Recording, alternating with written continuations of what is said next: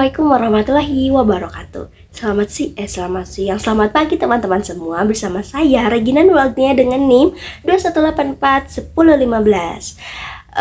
Nah, pembuatan video ini untuk memenuhi salah satu mata kuliah literasi dengan dosen pengampunya yaitu Pak Widi.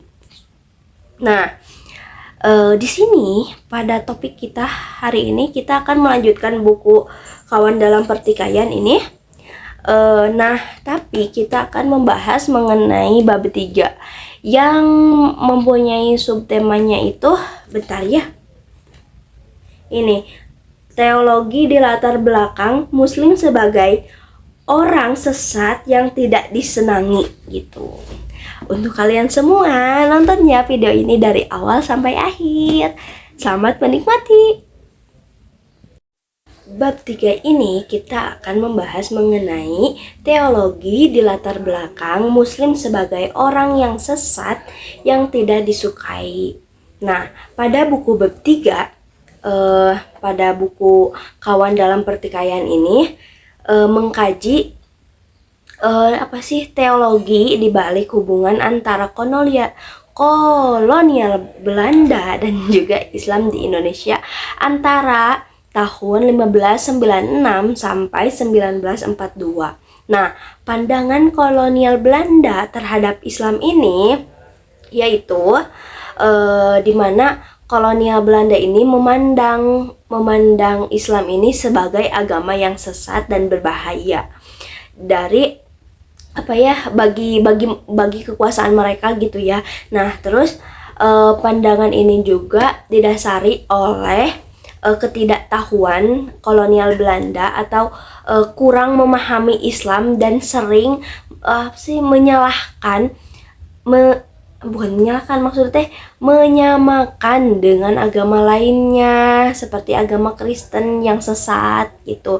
Terus dari segi prasangka agama gitu lah, banyak orang Belanda yang memiliki prasangka kuat terhadap Katolik dan juga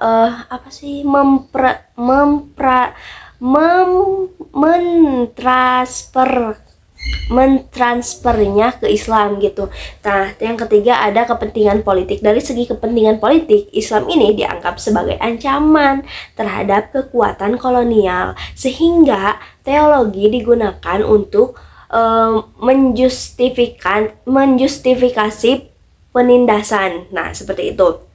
Apa sih dampaknya gitu ya? Dampak pada umat Islam yaitu umat Islam ini mengalami berbagai bentuk diskriminasi dan penindasan termasuk pada pembatasan kegiatan agama, penindasan pendidikan Islam, kekerasan seperti dalam perang di Penogoro dan perang di Pandir gitu. Terus ada pada buku ini ada peran teologi.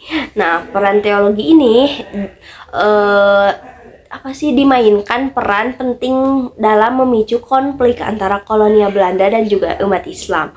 Nah, pandangan teologis yang keliru dari Belanda membantu membenarkan penindasan dan juga menyebabkan penderitaan bagi banyak orang Indonesia. Nah, jadi dapat saya simpulkan pada bab 3 ini itu bab ini itu memberikan analisis gitu ya, analisis yang mendalam tentang teologi dalam hubungan kolonial dan juga kolonial Belanda dan Islam. Nah, Al-Zahra ini pada buku sumber menggunakan primer dan juga sekunder untuk mendukung argumentasinya. Terus bab ini juga berkontribusi penting untuk memahami sejarah kolonialisme di Indonesia. Nah, apakah ada kekuatan dan kelemahannya? Ada. Nah, kalau dari segi kekuatannya, analisis mendalam tentang teologi dalam hubungan kolonial Belanda Islam. Terus yang kedua ada penggunaan sumber primer dan juga sekunder yang kuat. Terus yang ketiga, kontribusi penting untuk memahami sejarah kolonialisme di Indonesia. Nah, dari segi kelemahannya yaitu mungkin terlalu akademis untuk pembaca awam seperti saya gitu ya. Terus kurangnya konteks untuk istilah teologi tertentu gitu. Terus yang ketiganya tuh tidak membahas secara mendalam bagaimana sih umat Islam di Indonesia menanggapi penindasan kolonial ini gitu. Nah, yang saya pahami gitu ya. Jadi kesimpulan dari bertiga kawan dalam pertikaian ini, sumber yang paling penting mungkin ya bagi kita yang ingin memahami konteks hubungan antara agama, kolonialisme dan juga perlawanan di Indonesia. Nah, Ajahra ini Ajahra yang memberikan analisis cermat gitu dan bernuansa tentang bagaimana sih teologi digunakan untuk membenarkan penindasan dan bagaimana umat Islam di Indonesia ini menanggapinya seperti itu. Mungkin sekian pembahasan kita kali ini membahas bab 3 poin pertama. Wassalamualaikum warahmatullahi wabarakatuh.